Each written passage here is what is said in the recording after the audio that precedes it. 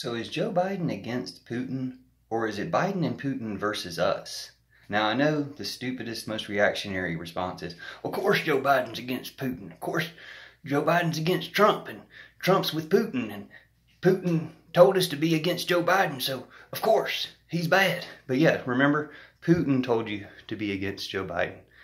So if Putin's not really the enemy, but he's on their side, then yeah, Putin will tell you to be against him, and you won't, do anything about it anyway.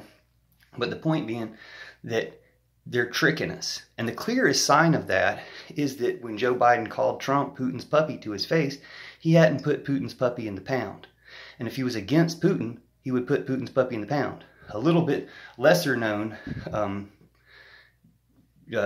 chink in this armor of lies that they have is that he hadn't even sanctioned Putin's girlfriend. But another thing, when you think about it, like, that's a little too close. They sanctioned all these oligarchs and they put sanctions on the Russian people to hurt the Russian people, but they haven't sanctioned Putin's girlfriend. They're like, well, Putin and Joe Biden are at war. Yeah, and who's suffering in that war? The Ukrainian people and the Russian army and Russian families. Like, it's them against us, okay? And here's another clear sign of it. If Trump and Putin were against Joe Biden, they would be, if they were against him really, instead of using him as a puppet, then they would be trying to remove him from office. They would be trying to replace him with somebody that they were more favorable to. Like, they would maybe run 30 people in a primary against him. No, they did that against Bernie. So we lost this when we let the Democrats rig the primary against Bernie and let Joe Biden become president, because he's not against Putin. He's not arresting Trump. He's not packing the court to stop them overturning Roe versus Wade. He's just another one of their pawns.